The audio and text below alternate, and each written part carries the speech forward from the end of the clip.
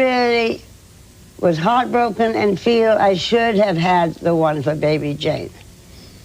But Miss Crawford saw to it, really. Up to such a stage that, you know, one hardly dare open these magazines for fear of what one was going to read next.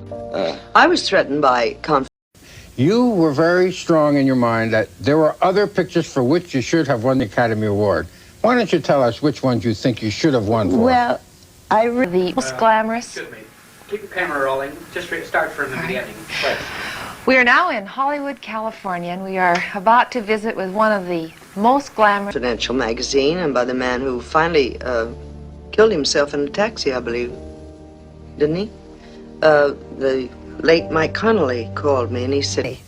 She campaigned and asked all the New York members of the Academy to please not vote for me. She really did. And how foolish could she be? And certainly one of the best-known Hollywood film personalities, Joan Crawford. Miss Crawford, we want to tell you what a pleasure it is to meet you in person after all these years. Thank you. Confidential magazine is going to print an article about you because you're having a problem with your daughter. I said, he has 3 daughters, doesn't he? And they said, yes.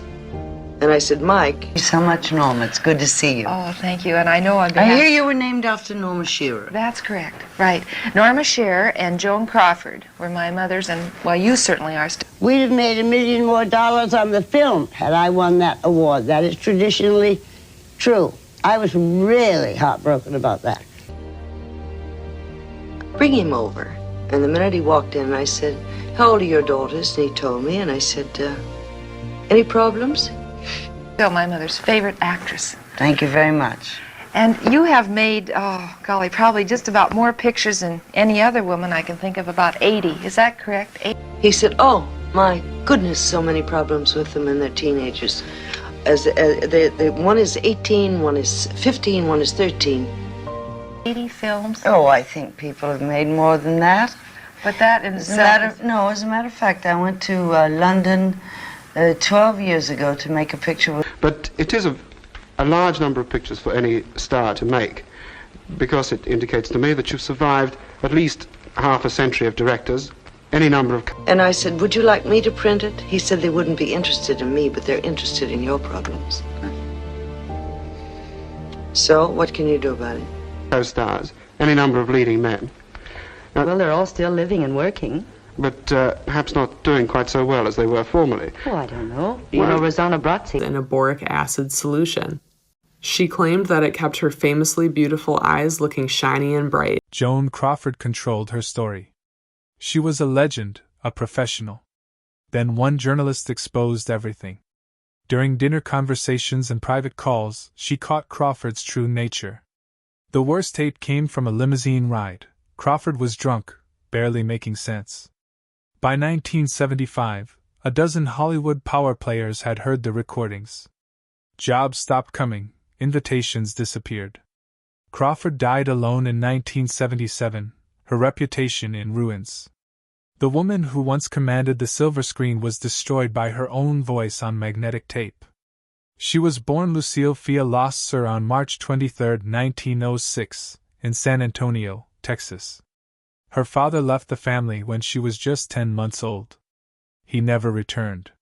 He moved to Abilene, worked in construction, and died in 1938. Lucille had an older sister who died before she was born and a brother named Hal. Her mother Annabelle was left alone to raise 2 children in a time when women had few options. They struggled. It was a hard life from the beginning. In 1909, her mother married Henry Casson. He ran theaters in Taunton, Oklahoma. Lucille called him Daddy, not knowing he wasn't her real father. She spent her early years in opera houses and theaters, watching dancers, touching costumes, dreaming. Famous performers like Anna Pavlova came through town, and little Lucille watched them closely, then copied their movements at home. This world of lights and music became her escape. But then something terrible happened. She didn't want to go to piano lessons, so she jumped off the porch one day and landed on a broken milk bottle. Her foot was cut badly. She had to go through 3 surgeries.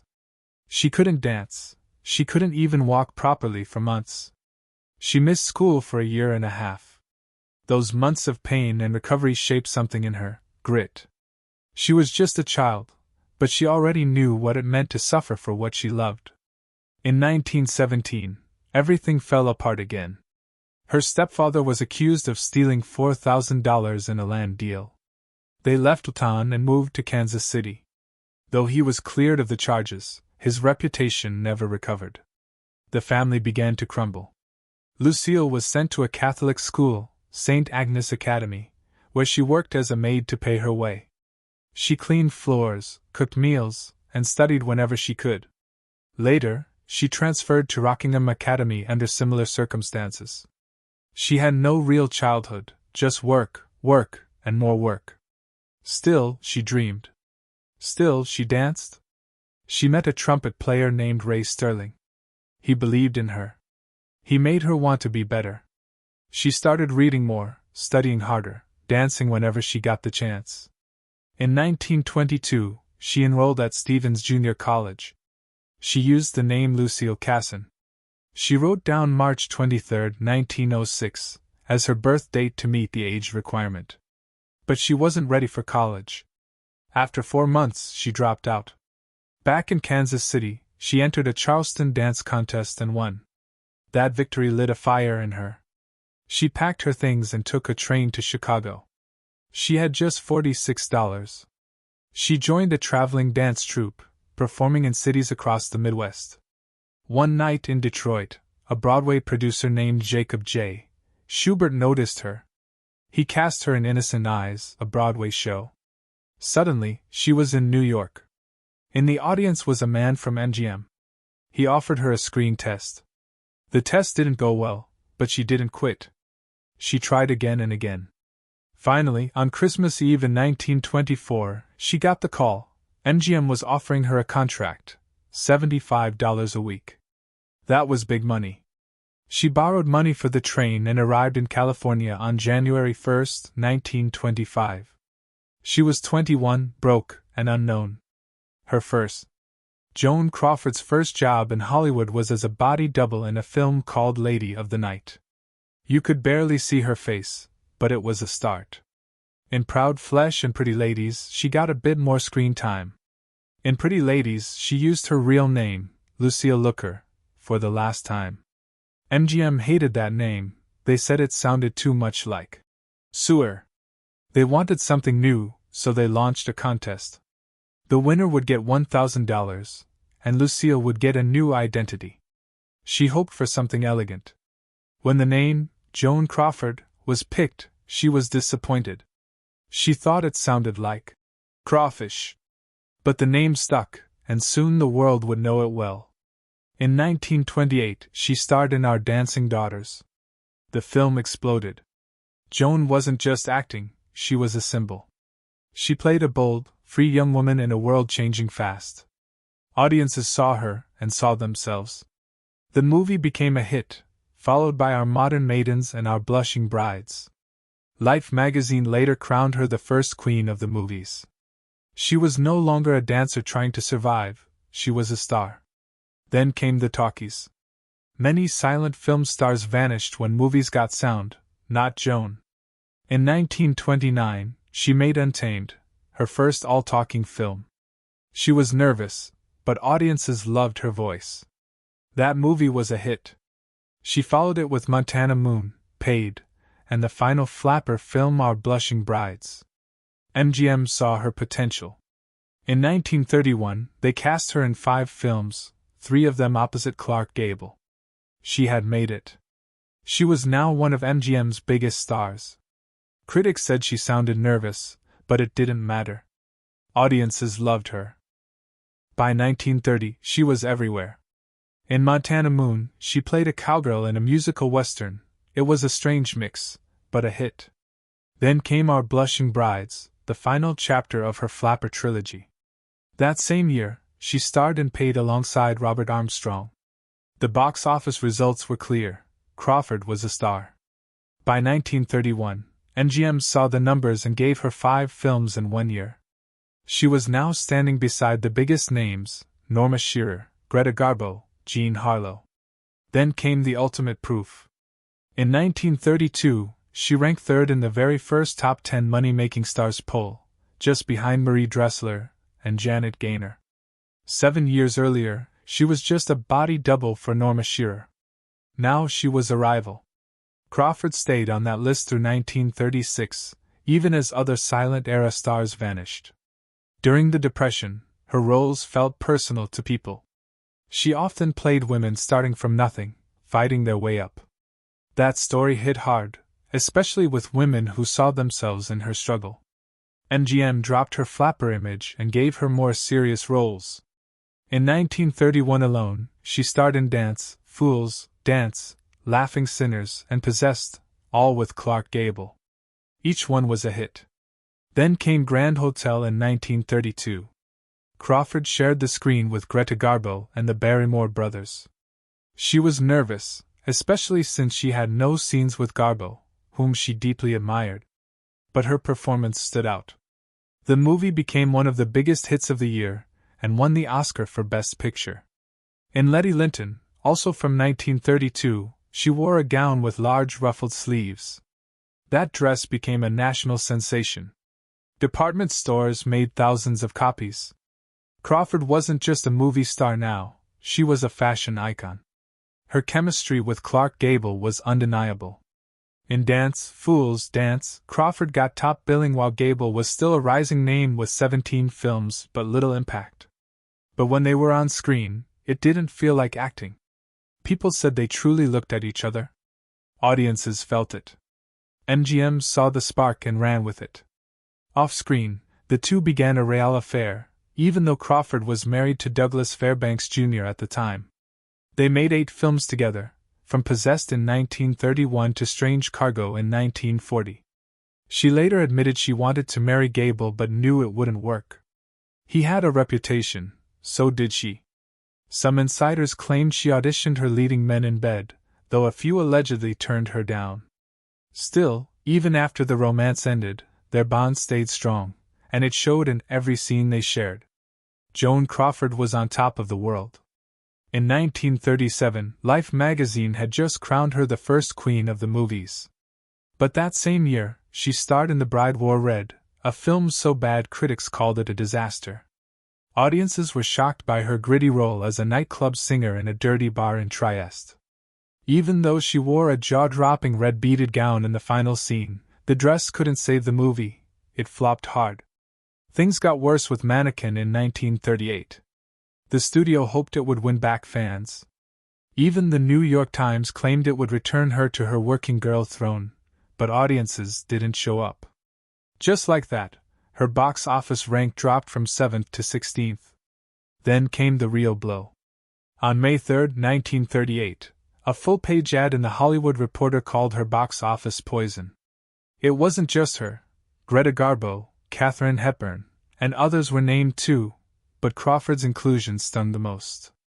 She had always been the voice of the working-class woman. The ad claimed these stars were talented, sure, but their movies didn't make money. It wasn't fair, and worse, it stuck. The label became so iconic that decades later, it was reenacted in Mommy Dearest in one of the film's most infamous scenes. Crawford didn't give up. In 1939, she made a bold move. She took a supporting role, something most stars avoided. But in The Women, she played Crystal Allen, a cold, calculating man-stealer. The film had an all-female cast and no men on screen, but it was a hit. Her cat-like presence, her sharp delivery, it all worked. She stole scenes even from her rival, Norma Shearer. The film helped revive her career. Audiences started to believe in her again. She called this her middle years. It wasn't easy, but she wasn't done yet. Still, trouble at MGM kept building. Younger stars like Judy Garland and Lana Turner were getting the roles she used to own. By 1943, Crawford had enough. On June 29, she walked away from MGM after 18 years.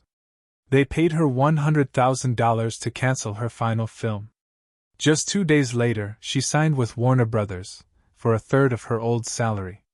She was 38, and by Hollywood standards, she was supposed to be finished. But Crawford didn't care. She needed a studio that would let her evolve. Warner's grittier style was perfect for the next chapter of her career. That chapter came in 1945 with Mildred Pierce. The role was a gift, an older mother desperate to succeed and keep her spoiled daughter happy. Crawford saw herself in the part. She fought to get it. The movie cost $1.4 million to make and earned $5.6 million, around $98 million today. At age 40, she won the Academy Award for Best Actress. She didn't show up to the ceremony. Instead, she listened on the radio from. She posed with her Oscar in bed, then invited photographers over in full makeup and a silk bed jacket. Joan Crawford's love life was anything but ordinary. Her first marriage began in secret. On June 3, 1929, she eloped with Douglas Fairbanks Jr. at a small church in Manhattan. It should have been a fairy tale, but it quickly turned into a scandal. His parents, Hollywood legends Douglas Fairbanks Sr. and Mary Pickford, were furious. They banned the couple from their Pickfair mansion for 8 months. Over time, Crawford softened the tension by calling Fairbanks Sr. Uncle Doug, and he called her Billy, a nickname from her childhood. But behind closed doors, the marriage was falling apart. Crawford said Fairbanks Jr. was jealous and suspicious. Their fights dragged on into the night, and in 1933, she filed for divorce, blaming him for mental cruelty. 2 years later, in 1935, she married Frank Catone. He was a stage actor, not a Hollywood giant, and Crawford tried to help him rise. They even built a private theater in her Brentwood home to perform plays with friends like Clark Gable. But they faced heartbreak, 2 miscarriages, and Tone began drinking heavily. Crawford later said he hit her. The marriage ended in 1939. Oddly enough, they stayed close. In 1964, he asked her to marry him again. She didn't, but when he died in 1968, she honored his wish and had his ashes scattered in Canada's Muskoka Lakes. Her third marriage came fast. On July 21, 1942, just 6 weeks after meeting Philip Terry, she married him at midnight in her lawyer's house. It lasted only a few years. They separated in 1945.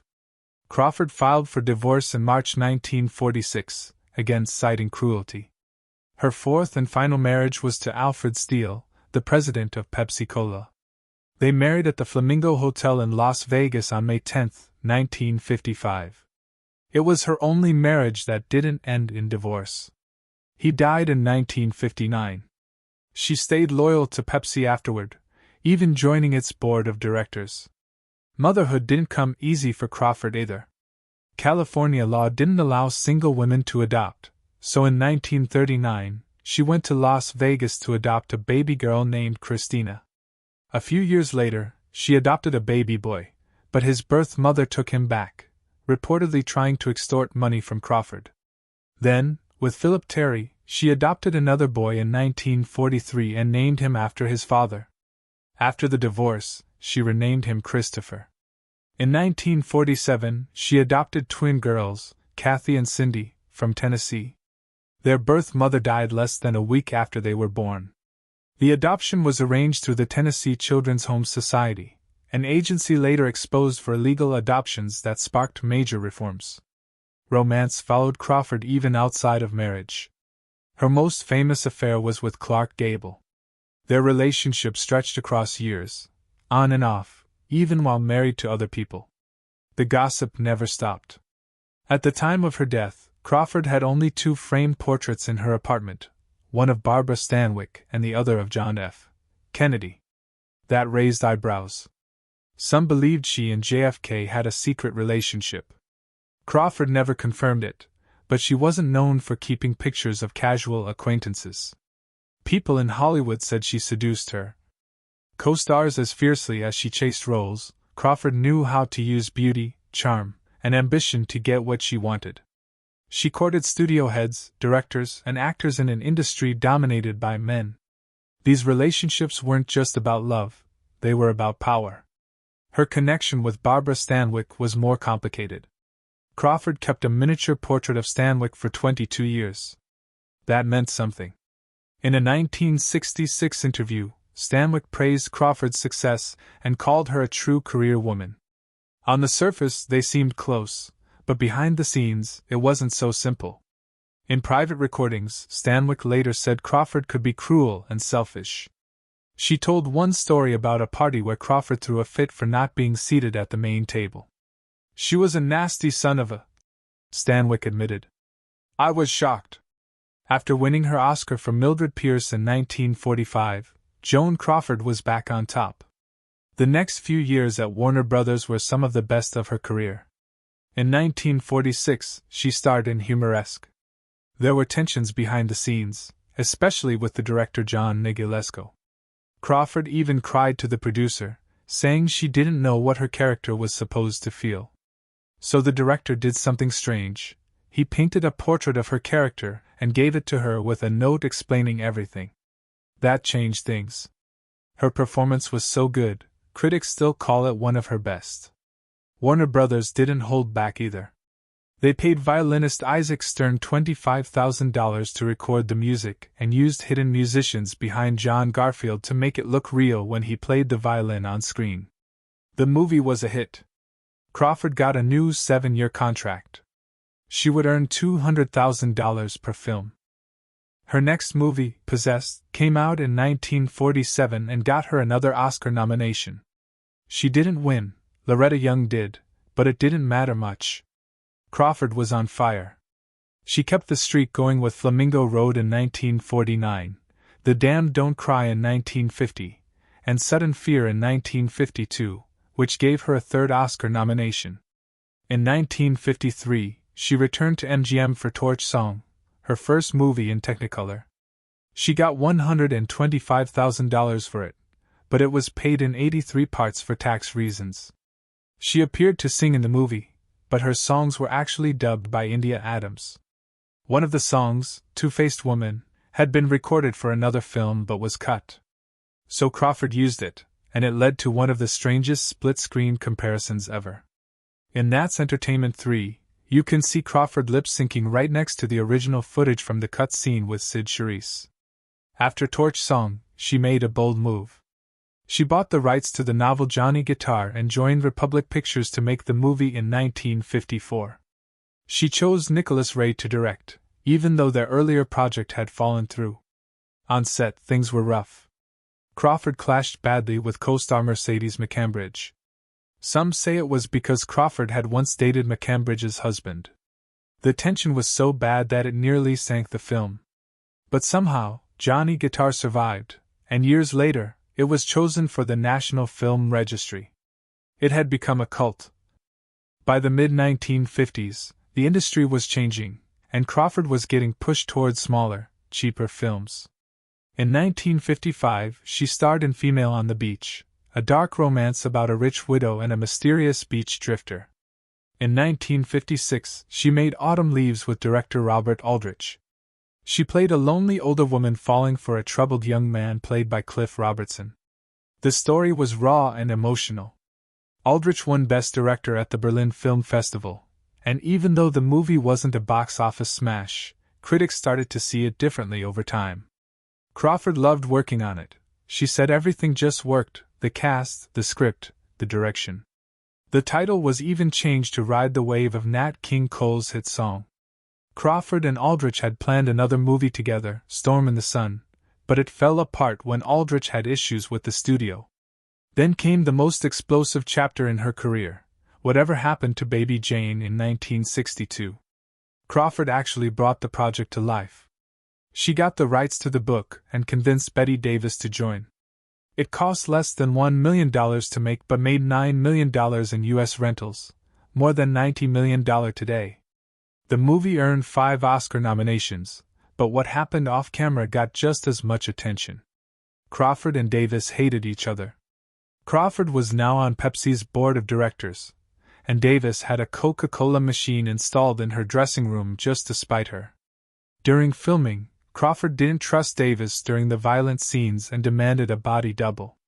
One day, Davis supposedly hit her so hard in the head that Crawford needed stitches. Davis said she barely touched her. The rivalry got worse during award season. Davis was nominated for an Oscar. Crawford wasn't. So she made some calls and, according to many, helped make sure Davis didn't win. Years later, Davis still believed it. She told Barbara Walters, "Joan did not want me to have that Oscar." But the movie gave both actresses a second wind and helped launch a whole new genre of horror led by aging stars. Crawford's last big role came in 1970 with Trog. It was a low-budget British sci-fi horror film where she played a scientist who discovers a caveman. She wore a beige pantsuit and yelled, "Trog!" into a cave. Critics hated it. Roger Ebert called the movie absurd. But crew members, like the wrestler who played Trog, defended her. He said she was professional, kind, and even sent Christmas cards for years after filming. The producer said she finished both Berserk and Trog on time and under budget. The New York Times gave her a backhanded compliment, saying at least she was grimly working at her craft. Crawford didn't like the reviews. She said the film got mediocre feedback and was unfairly paired with a big horror movie in theaters. Her career was clearly winding down. In January 1967, Crawford attended a fancy White House dinner. It started with tea hosted by the First Lady and continued with dinner among political elites and celebrities. Crawford sat near Kathy Douglas, the 23-year-old wife of Supreme Court Justice William O. Douglas. She reportedly targeted Kathy throughout the meal with rude comments. Several men at the table tried to cool things down. At one point, when Kathy said she preferred wilderness areas to national parks, Crawford replied, "Now that you've come up in the world, you can afford to." Then came the infamous doily incident. As dessert was served, each guest got a crystal finger bowl on a lace doily. Kathy forgot to place hers properly. Crawford leaned across the table, took it from her, and said, "That's how we do it." Witnesses said it was a move meant to embarrass Kathy publicly. Kathy later said, "That was the first time I've ever been insulted in Washington." When reporters asked about the incident, Crawford denied everything. First, she said she never met Kathy. Then she admitted to taking the doily but claimed she was helping. She sent the Douglases a strange telegram saying she was terribly sad and that there are kind people everywhere, including Joan Crawford. But the damage was done. By now Crawford was 67. Hollywood had changed, but she hadn't. Her obsession with status, control, and appearance made her seem like a relic. After her husband Alfred Steele died, she took a small role in The Best of Everything just to pay bills. In 1968, she replaced her own daughter on a soap opera, playing a character in her 20s, even though she was pushing 70. It was a desperate attempt to hold on to an image the world had already moved on from. Joan Crawford was one of the biggest stars in Hollywood, but behind the scenes, a storm was brewing, and it all started with a woman named Shirley Ear. Shirley wasn't as famous as the big gossip columnists. She worked from Detroit, yet somehow she had access to people like Frank Sinatra, Lana Turner, Bob Hope, and especially Joan Crawford and Barbara Stanwyck. On the surface, she seemed like a harmless journalist. But what the stars didn't know was that Shirley had a secret. While pretending to be their friend, she was secretly recording their phone calls. She used fake warmth to make them talk freely, all while her tape recorder was running in the background. If a celebrity didn't say, "This is off the record," Shirley kept it. And later she used it. She called it journalism. Some called it betrayal. Others said she was just plain scum. One of her earliest recordings came from a fancy dinner at the 21 Club in New York in December 1966. She was with Joan Crawford and Barbara Stanwyck. In just 10 minutes, Shirley captured something electric. Joan acted like the queen of the room. Barbara, who she called Missy, played along, letting Joan shine. At one point, Barbara said she'd had a portrait of Joan in her home for about 20 years. Joan quickly corrected her. 22 years. Barbara didn't argue. That's the power Joan had. When Shirley asked why they didn't hang out more in Hollywood, Joan said she was a career woman, said she belonged to New York, not Hollywood. But even in that short dinner, Shirley wasn't just listening. She was poking, mixing up the name order, Barbara Stanwyck and Joan Crawford and Barbara Stanwyck. She knew those tiny details could spark tension, and that's exactly what she wanted. by 1970, rumors about Shirley's secret tapes started spreading in Hollywood. But no one knew just how many tapes she had.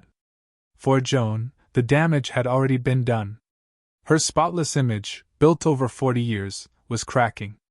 People who heard the tapes heard a woman who was insecure, sharp-tongued, and obsessed with herself. It didn't match the polished version of Crawford that fans knew from the silver screen. Insiders say that by 1975, at least a dozen major Hollywood figures had heard parts of the tapes. Joan's influence started slipping. She'd spent a lifetime crafting her legend, and now, thanks to Shirley, it was slipping through her fingers. Then came May 10, 1977. Joan Crawford died alone in her New York apartment. She'd given away her beloved dog just 4 days earlier, knowing she couldn't care for it anymore. She was 69, though many believed she was older. Her funeral was small. She was cremated and placed in a crypt next to her fourth husband. Officially, it was a heart attack, but some records say it was pancreatic cancer. She left behind an estate worth about $2 million, around $9.8 million today. And in one final twist, she made sure her eldest kids, Christina and Christopher, got nothing. In her will, she wrote, "It is my intention to make no provision for reasons which are well known to them." Exactly a year and a half later, the world found out what those reasons might have been. On November 10, 1978, Christina Crawford dropped a bombshell. Her book Mommy Dearest hit the shelves, and it changed everything the public thought. Joan had been a glamorous, hard-working actress. Christina painted her as a violent, alcoholic mother who terrorized her kids. The most infamous story, Joan beating Christina with a wire hanger while screaming, "No wire hangers!" Another claim, Joan kept Christopher tied up in a special harness every night until he was 12. He had to ask permission to use the bathroom. If Joan wasn't home, he had to beg Christina for help. There were stories of Joan waking them up at night to clean, starving Christina for refusing to eat bloody steak, tying her up in the shower, and staging fake Christmases where the kids could keep just one gift while thanking people for dozens. When Christina was 13, she says Joan beat her so badly she thought she'd die. That was the last time it got physical, because after that, Christina fought back. The book was released at just the right time, after Joan's death, after being cut out of the will. Some people questioned her motives. Joan's younger twin daughters denied everything. One of them, Kathy, went on national TV calling it a great work of fiction. But the damage was done. Even with famous friends like Maui and Douglas Fairbanks Jr. defending Joan, no one could unhear what Christina wrote. The stories were too raw, too specific, too brutal.